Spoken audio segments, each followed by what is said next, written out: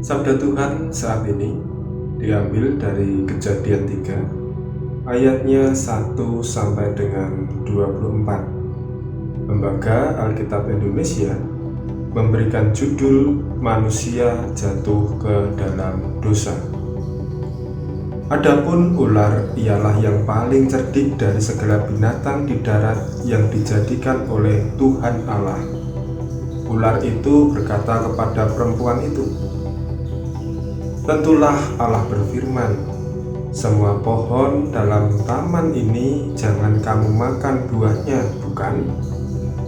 Lalu sahut perempuan itu kepada ular itu, "Buah pohon-pohonan dalam taman ini boleh kami makan, tetapi tentang buah pohon yang ada di tengah-tengah taman, Allah berfirman, jangan kamu makan ataupun raba buah itu, nanti kamu mati."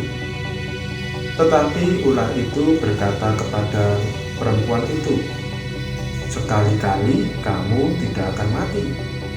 Tetapi Allah mengetahui bahwa pada waktu kamu memakannya, matamu akan terbuka dan kamu akan menjadi seperti Allah, tahu tentang yang baik dan yang jahat." Perempuan itu melihat bahwa buah pohon itu baik untuk dimakan dan sedap kelihatannya. Lagi pula pohon itu menarik hati karena memberi pengertian. Lalu ia mengambil dari buahnya dan dimakannya dan diberikannya juga kepada suaminya yang bersama-sama dengan dia, dan suaminya pun memakannya.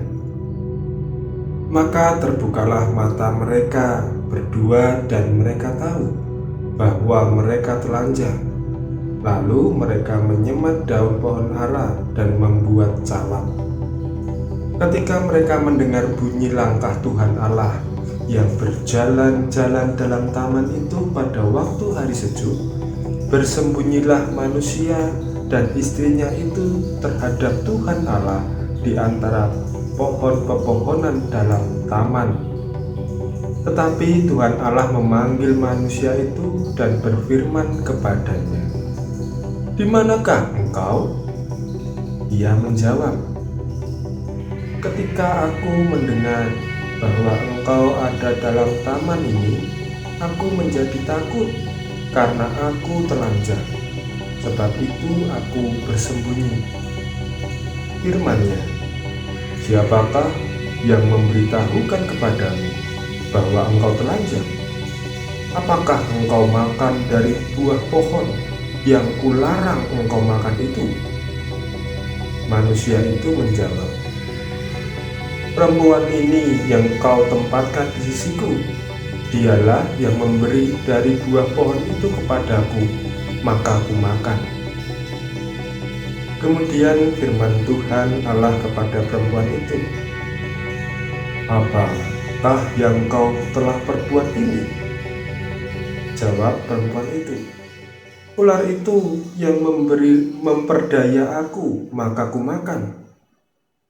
Lalu firman Tuhan Allah kepada ular itu, "Karena engkau berbuat demikian, terkutuklah engkau di antara segala ternak dan di antara segala binatang hutan. Dengan perutmu lah engkau akan menjalar, dan debu tanahlah akan kau makan seumur hidupmu. Aku akan mengadakan permusuhan antara engkau dan perempuan ini, antara keturunanmu dan keturunannya. Keturunannya akan meremukkan kepalamu, dan engkau akan meremukkan tumitnya." Firman-Nya kepada perempuan itu, Susah payahmu waktu mengandung akan kubuat sangat banyak. Dengan kesakitan engkau akan melahirkan anakmu, namun engkau akan berahi kepada suamimu, dan ia akan berkuasa atasmu." Lalu firman-Nya kepada manusia itu, "Karena engkau mendengarkan perkataan istrimu dan memakan dari buah pohon yang telah kuperintahkan kepadamu, jangan makan daripadanya, maka terkutuklah tanah karena engkau, Dengan bersusah payah engkau akan mencari rezekimu dari tanah seumur hidupmu. Semak duri dan rumput duri yang akan dihasilkannya bagimu, dan tumbuh-tumbuhan di padang akan menjadi makananmu. Dengan berpeluh engkau akan mencari makananmu, sampai engkau kembali lagi menjadi tanah, karena dari situlah engkau diambil. Sebab engkau debu, dan engkau akan kembali menjadi debu. Manusia itu memberi nama Hawa kepada istrinya, sebab dialah yang menjadi ibu semua yang hidup. Dan Tuhan Allah membuat pakaian dari kulit binatang untuk manusia dan untuk istrinya itu, lalu mengenakannya kepada mereka. Berfirmanlah Tuhan Allah, sesungguhnya manusia itu telah menjadi seperti salah satu dari kita, tahu tentang yang baik dan yang jahat. Maka sekarang jangan sampai ia mengulurkan tangannya dan mengambil pula dari buah pohon kehidupan itu dan memakannya, sehingga ia hidup untuk selama-lamanya. Lalu Tuhan Allah mengusir dia dari Taman Eden, supaya ia mengusahakan tanah dari mana ia diambil.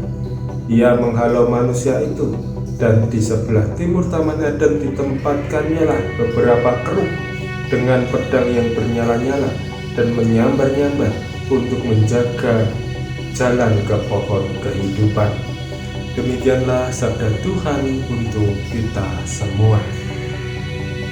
Saudara-saudara yang dikasihi Tuhan, kita akan merenungkan sabda Tuhan ini dengan tema upah dosa, maut, dan kutuk. Setiap hubungan yang baik dapat dengan seketika menjadi renggang karena pasti ada salah satu yang melakukan pengkhianatan atau pemberontakan. Itulah yang terjadi dengan manusia saat ia melakukan pemberontakan atau pengkhianatan kepada Allah. Dalam ayat 8 dikatakan, ketika mereka mendengar bunyi langkah Tuhan Allah, ini menunjukkan betapa dekatnya manusia dengan Sang Pencipta, bahkan dapat bertemu secara langsung. Perjumpaan manusia dengan Allah sungguh berbeda saat sebelum jatuh dosa dan sesudah. Dahulu, gambaran relasi Allah dengan manusia penuh dengan sukacita, berkecukupan, bahagia, dan tanpa rasa takut. Namun setelah jatuh ke dalam dosa, hanya mendengar suara langkah saja mereka sudah bersembunyi ketakutan oleh karena mereka telah melanggar perintahnya. Kemudian bagaimanakah manusia jatuh dalam dosa?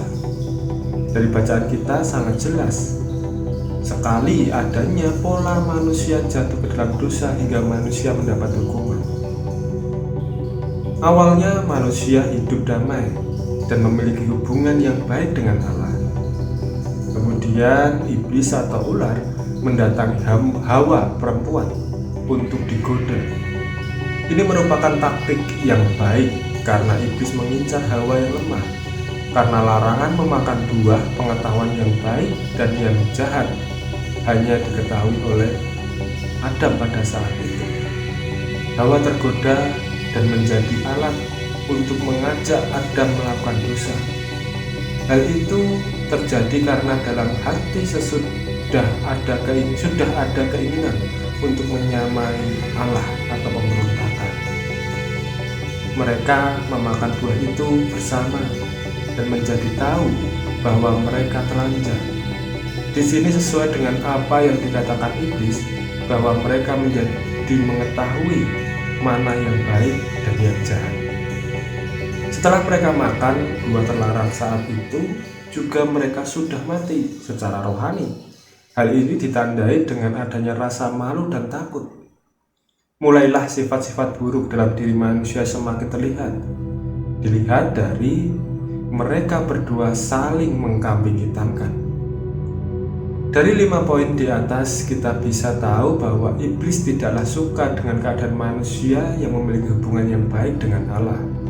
Sebab itu godaan akan semakin besar terjadi bagi setiap manusia yang dekat dan menjalin persekutuan yang intim dengan Allah.